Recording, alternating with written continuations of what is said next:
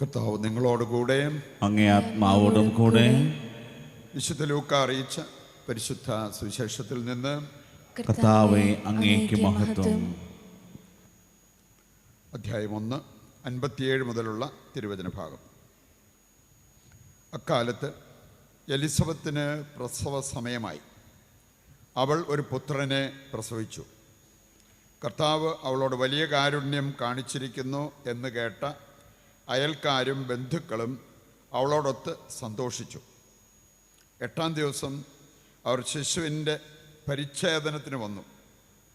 പിതാവിൻ്റെ പേരനുസരിച്ച് സക്കറിയ എന്ന് അവന് പേര് നൽകാൻ അവർ ആഗ്രഹിച്ചു.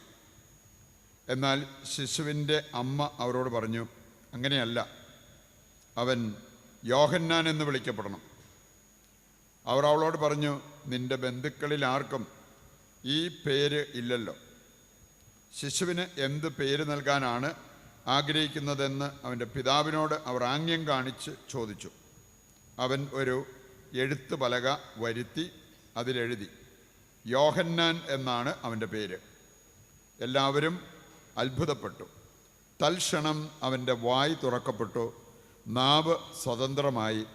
അവൻ ദൈവത്തെ വാഴ്ത്തിക്കൊണ്ട് സംസാരിക്കാൻ തുടങ്ങി. അയൽക്കാർക്കെല്ലാം ഭയമുണ്ടായി. യൂദയായിലെ മലനാട്ടിലെങ്ങും ഈ സംഗതികൾ സംസാര വിഷയമാവുകയും ചെയ്തു. കേട്ടവരെല്ലാം ഈ ശിശു ആരായിത്തീരും എന്ന് ചിന്തിച്ച് തുടങ്ങി. കർത്താവിൻ്റെ കരം അവനോടുകൂടെ ഉണ്ടായിരുന്നു. കർത്താവിൻ്റെ സുവിശേഷം. ക്രിസ്തുവേ, അങ്ങേക്ക് സ്തുതി.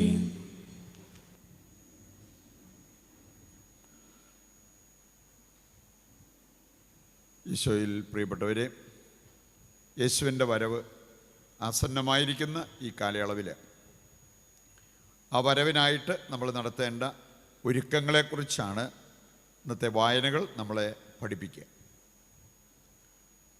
നമുക്കറിയാം, തനി സ്വർണം വിൽക്കാൻ പോകുന്നവരെ പോലെയല്ല മുക്കുമണ്ടം വിൽക്കാൻ പോകുന്നവരുടെ ആ ഒരു മനസ്സിൻ്റെ അവസ്ഥ. മുക്കുമണ്ടാണെങ്കിൽ ഒരുപാട് ഭയം, കാരണം ഈ സത്യാവസ്ഥ പുറത്തു വരുമോ എന്നുള്ള ആ ഒരു ചിന്തയുണ്ടാകും.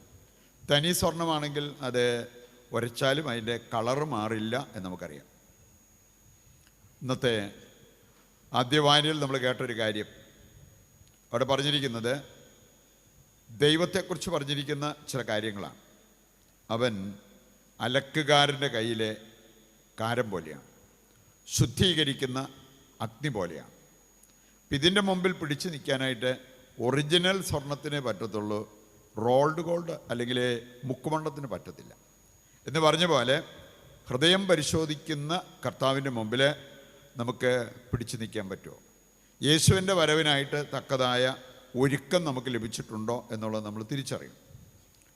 പുറപ്പാട് പുസ്തകം 19-ാം അധ്യായം 10 മുതൽ വായിച്ചാൽ മോശയോട് ദൈവം ആവശ്യപ്പെട്ടൊരു കാര്യം, ജനത്തെ ഒരുക്കുക. 2 ദിവസത്തെ ശുദ്ധീകരണം നടക്കട്ടെ. 2 ദിവസത്തെ ശുദ്ധീകരണം. അതിനുശേഷം 3-ാം ദിവസം സീനായ് മലയിൽ അവരൊരുമിച്ച് കൂടട്ടെ. നമ്മൾ കാണുകയാണ്, ദൈവം പറഞ്ഞതുപോലെ തന്നെ ദൈവം അവിടെ പ്രത്യക്ഷപ്പെട്ടു. ഇനി അവിടെ മല മുഴുവൻ പുക കൊണ്ട് നിറഞ്ഞു, മല കുലുങ്ങി. ഇതെല്ലാം ദൈവം വന്നതിൻ്റെ ബാഹ്യമായ അടയാളങ്ങളായിട്ട് ജനത്തിന് മനസ്സിലാക്കാൻ സാധിച്ചു.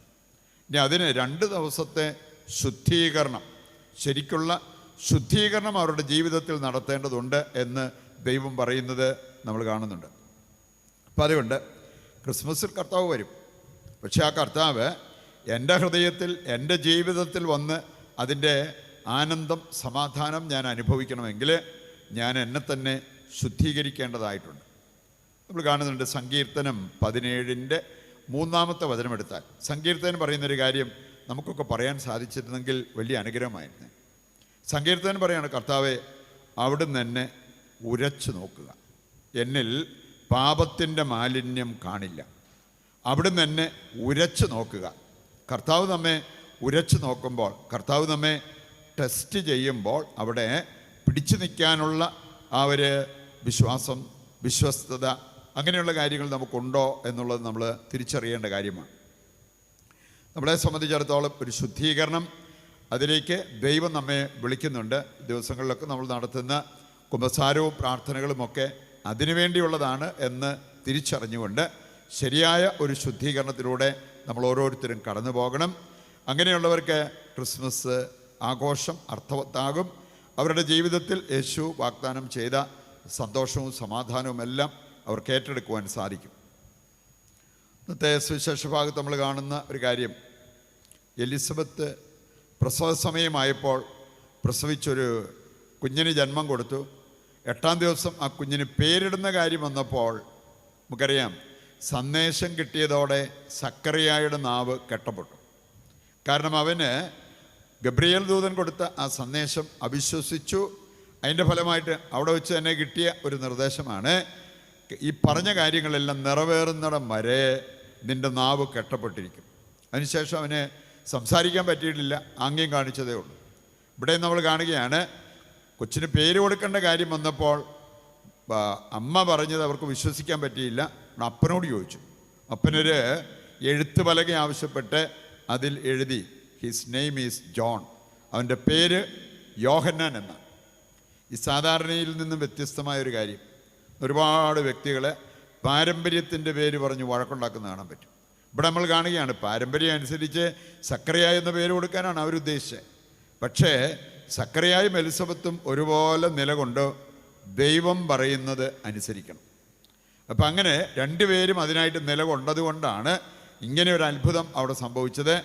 അവിടെ ഇത് പറഞ്ഞ ആ സമയത്ത് തന്നെ സക്കറിയായുടെ നാവിൻ്റെ കെട്ടഴിഞ്ഞു. അവൻ ദൈവത്തെ സ്തുതിച്ച് മഹത്വപ്പെടുത്തി.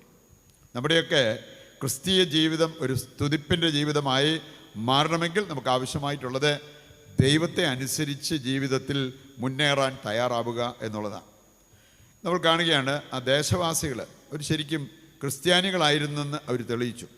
കാരണം എലിസബത്തിനോട് കരുണ കാണിച്ച ദൈവത്തെ, എലിസബത്തിൻ്റെ കുടുംബത്തോട് ചേർന്ന് ദൈവത്തെ മഹത്വപ്പെടുത്തുന്ന ഒരു രംഗം നമ്മൾ കാണുന്നുണ്ട്. റോമാലേഖനം 12-ാം അധ്യായം 15-ാമത്തെ വചനമെടുത്താൽ നമ്മളൊക്കെ സ്വപ്നം കാണേണ്ട ഒരു കാര്യം, ഹൃദയത്തിലേക്ക് ഏറ്റെടുക്കേണ്ട ഒരു കാര്യം, വില കൽപ്പിക്കേണ്ട ഒരു കാര്യം എന്താണെന്നറിയോ? സന്തോഷിക്കുന്നവരുടെ കൂടെ സന്തോഷിക്കുക, വേദനിക്കുന്നവരുടെ കൂടെ വേദനിക്കുക. ഇതിനൊരു മനസ്സുള്ളവർ പ്രാർത്ഥിക്കാനിരുന്നാൽ അവരുടെ അടുത്തേക്ക് ദൈവം വരും, അവർക്ക് ദൈവാനുഭവം ഉണ്ടാവും. ഇതിനൊരു മനസ്സുള്ളവർ വിശുദ്ധ കുർബാന അർപ്പിക്കാൻ പോയാൽ ആ കുർബാനയ്ക്ക് വന്നതുപോലെ അവർ തിരിച്ചു പോകത്തില്ല. എന്ന് പറഞ്ഞാൽ ദൈവാനുഭവത്തോടു കൂടി അവർ തിരിച്ചു പോകത്തുള്ളൂ. ഇനി അതിന് ഈ ഒരു കാര്യം നമ്മൾ പഠിക്കണം.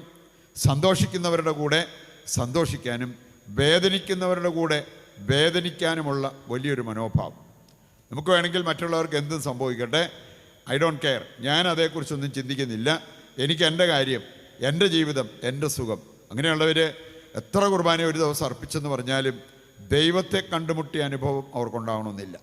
പറയുന്നുണ്ട്, കർത്താവിൻ്റെ വചനം അനുസരിച്ച് കർത്താവ് പറയുന്ന നിർദ്ദേശങ്ങൾ അത് ഏറ്റെടുത്തുകൊണ്ട് അതനുസരിച്ച് ജീവിക്കാൻ തയ്യാറാകുന്നവരുടെ ജീവിതത്തിൽ ഈ പറഞ്ഞ അനുഗ്രഹങ്ങളെല്ലാം, ദൈവാനുഗ്രഹങ്ങളെല്ലാം ഉണ്ടാകും എന്നുള്ളത് നാം തിരിച്ചറിയേണ്ട ഒരു കാര്യമാണ്. പ്രിയപ്പെട്ടവർ, നമ്മൾ ക്രിസ്മസിനോട് ഏറ്റവും അടുത്ത് നിൽക്കുന്ന സമയമാണ്.